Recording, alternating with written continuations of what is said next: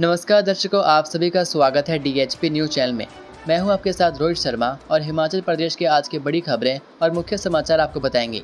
यदि आपने अभी तक डीएचपी न्यूज़ चैनल को सब्सक्राइब नहीं किया है तो कृपया चैनल को सब्सक्राइब करके बेल के आइकन को भी क्लिक कीजिए, जिससे आपको हिमाचल प्रदेश की बड़ी खबरें रोज़ाना मिलती रहें। चलिए जानते हैं आज के मुख्य समाचार। शीर्ष नेतृत्व की विक्रमादित्य सिंह को सलाह, पार्टी की विचारधारा का करें पालन। हिमाचल प्रदेश के मंत्री विक्रमादित्य सिंह द्वारा स्ट्रीट वेंडर्स नाम प्रदर्शित करने को अनिवार्य करने संबंधी टिप्पणी पर उठे विवाद के बीच कांग्रेस के शीर्ष नेताओं ने शुक्रवार को उन्हें फटकार लगाई और कहा कि किसी को भी पार्टी की नीतियों और विचारधारा के खिलाफ जाने की अनुमति नहीं है। सूत्रों ने यह जानकारी दी।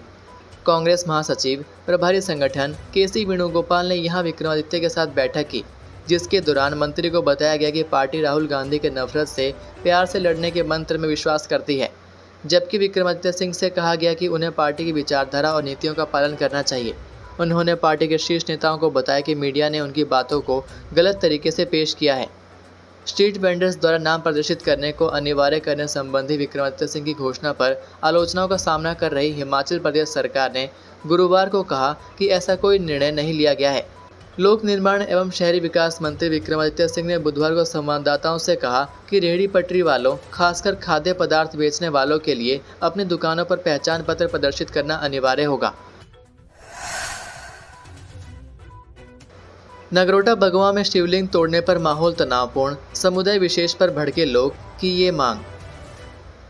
किसी अज्ञात व्यक्ति ने कांगड़ा जिला में नगरोटा बगवां के गांधी मैदान के समीप स्थित एक शिवालय में स्थापित शिवलिंग को खंडित कर दिया, जिससे शुक्रवार को क्षेत्र में माहौल तनावपूर्ण हो गया। विरोध में उतरे नगरवासियों ने बाजार में एकत्रित होकर नारेबाजी और प्रदर्शन किया। व्यापारियों ने व्यापार मंडल के आह्वान पर पहले सुबह 11 बजे तक 2 घंटे बाजार बंद रखा। इसके बाद सारा दिन बाजार बंद करने के आह्वान पर अधिकतर व्यापारियों ने पूरा दिन दुकानें बंद रखी। शिवलिंग तोड़ने के मामले में पुलिस ने अज्ञात व्यक्ति के खिलाफ एफआईआर दर्ज की है। बाजार में इकट्ठा हुए लोगों ने नारेबाजी करके शिवलिंग तोड़े जाने की घटना पर रोष व्यक्त किया और उस घटना में संलिप्त लोगों का पता लगाकर उन्हें कड़ी सजा देने की मांग की। इस दौरान एक समुदाय विशेष को किराए पर दी गई दुकानों और मकानों को खाली करने की मांग भी की और कुछ दुकानों को खाली करवाने की कोशिश भी की गई। रोष प्रदर्शन करने वालों ने गांधी मैदान में हनुमान चालीसा का पाठ भी किया। बंद के दौरान हालांकि कोई अप्रिय घटना नहीं घटी, लेकिन माहौल तनावपूर्ण रहा। सुबह से ही प्रशासन ने बड़ी संख्या में क्षेत्र में पुलिसकर्मी तैनात कर दिए थे, जिनकी बाजार में गश्त जारी रही। गांधी मैदान पहुंचकर विधायक एवं पर्यटन निगम के उपाध्यक्ष आरएस बाली ने शिवलिंग तोड़ने की घटना को गंभीर और संगीन मामला बताया। उन्होंने कहा कि धार्मिक आस्था को चोट पहुंचाने की ऐसी कोई भी हरकत नहीं होनी चाहिए जिससे समाज में रोष फैले। उन्होंने कहा कि इस घटना को अंजाम देने वाला जो कोई भी हो, उसे सजा मिलनी चाहिए। एचआरटीसी बस से टकराई बाइक, चालक की मौत, 20 साल थी उम्र। राजधानी शिमला के बालूगंज थाना के अंतर्गत बनोटी पहाल मार्ग पर एचआरटीसी बस और बाइक की टक्कर हो गई। इस हादसे में बाइक सवार युवक की मौत हो गई। मृतक की पहचान प्रकाश, उम्र 20 वर्षीय, पुत्र नरेश, निवासी गांव दीदू घाटी, बनोटी, डाकखाना रोड़ी, जिला शिमला के रूप में हुई। पुलिस ने इस संबंध में केस दर्ज कर मामले की जाँच शुरू कर दी है। पुलिस के मुताबिक घटना शुक्रवार सुबह करीब 9:30 बजे की है, जब बनोटी पहाल मार्ग पर शारदा दीदो घाटी के समीप क्रेशर मोड़ पर टभोग से शिमला आ रही एचआरटीसी की बस के साथ विपरीत दिशा से आ रही एक बाइक की टक्कर हो गई।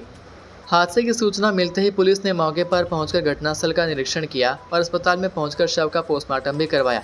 स्थानीय लोगों ने बताया कि यह मार्ग तंग है, इस कारण यहाँ पर हर समय हादसा होने का खतरा बना रहता है। बालूगंज पुलिस ने इस संबंध में केस दर्ज कर मामले की जांच शुरू कर दी है। जयराम ठाकुर बोले, अगर योगी मॉडल अच्छा है तो उसे लागू करने से क्यों डर रही है सुक्खू सरकार।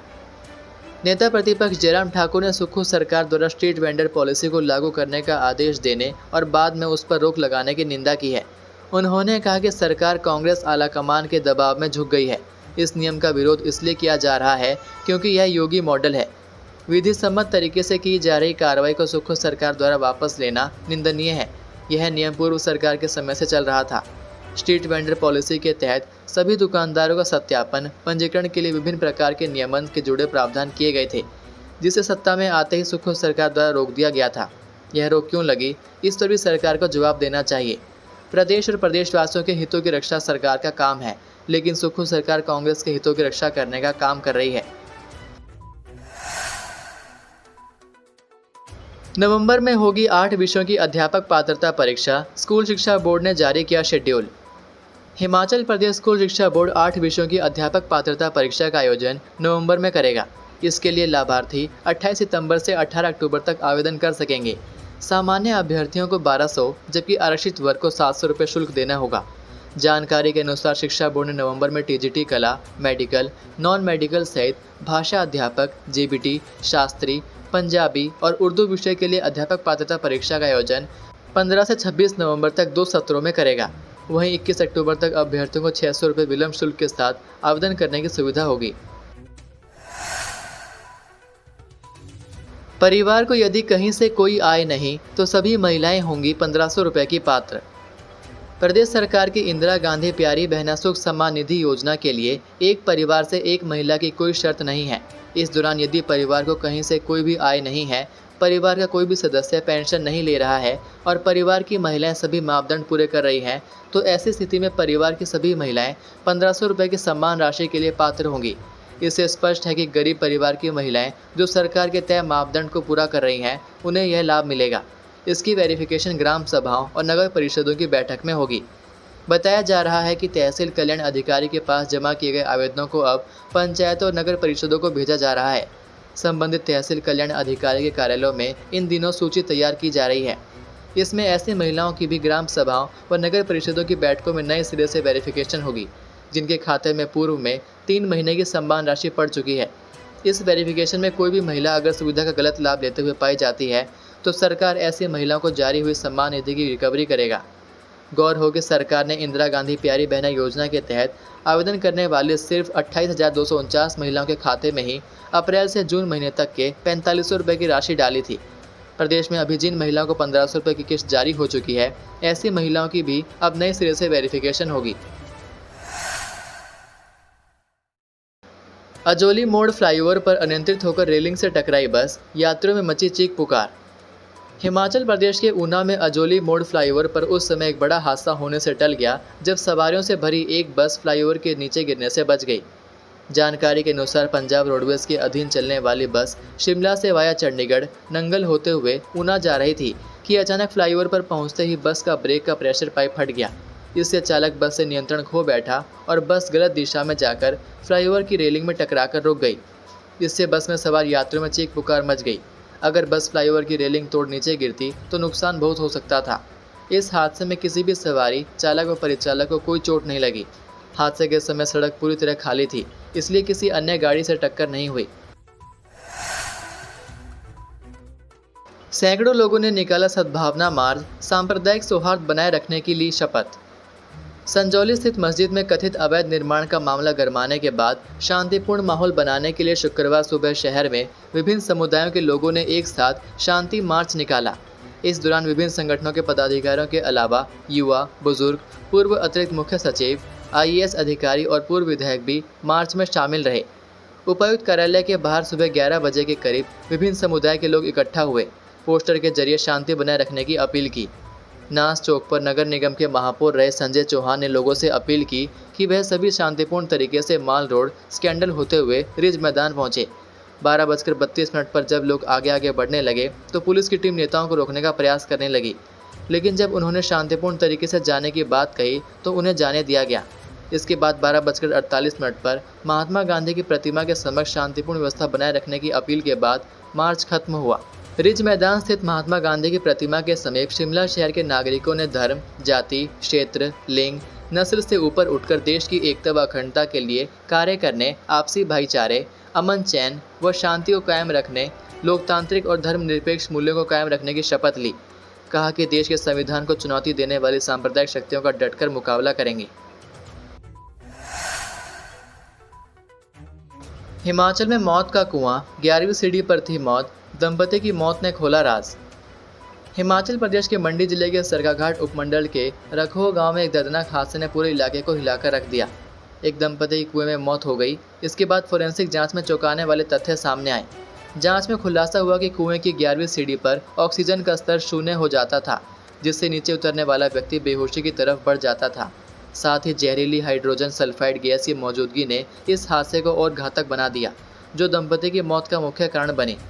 शुरुआत में मौत की वजह डूबने से मानी जा रही थी।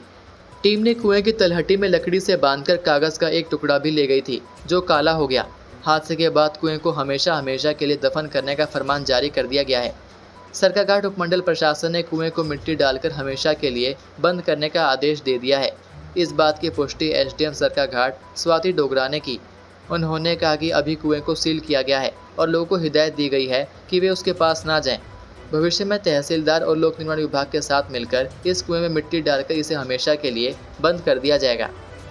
प्ले स्टोर से बैंक की ऐप डाउनलोड करते ही खाते से 57,000 साफ। सिरमौर जिला की राजगढ़ में लोकमित्र केंद्र में काम करने वाली सुमन कुमारी को प्ले स्टोर से बैंक की ऐप डाउनलोड करना महंगा पड़ गया और सारी जमा पूंजी शातिर उड़ा ले गया। पीड़ित सुमन कुमारी ने बताया कि उन्होंने बैंक की ऐप डाउनलोड की थी, लेकिन उन्हें पता भी नहीं चला कि उनके खाते से 57,000 रुपये कब उड़ गए। सुमन कुमारी जब बैंक गई तो उनके खाते में रुपए नहीं थे। छानबीन करने पर पता चला कि IFSC कोड के माध्यम से ट्रांजैक्शन मुंबई के लिए हुई है। पुलिस ने मामला दर्ज कर लिया है और जांच की जा रही है। अब प्रश्न यह है कि प्ले स्टोर से बैंक की ऐप डाउनलोड करने पर कैसे धोखाधड़ी हो गई। ये थे आज के मुख्य समाचार। हिमाचल प्रदेश की बड़ी खबरें रोजाना जानने के लिए सब्सक्राइब कीजिए DHP न्यूज़ चैनल को और बेल आइकन पर क्लिक करें, जिससे आपको प्रदेश की बड़ी खबरें हमारे द्वारा मिलती रहें। वीडियो को लाइक और शेयर ज़रूर कीजिए और आप हमारी वीडियो कौन से शहर से देख रहे हैं नीचे कमेंट करके ज़रूर बताइए। वीडियो में अंत तक बने रहने के लिए आपका बहुत बहुत धन्यवाद। जय हिंद, जय भारत, जय हिमाचल।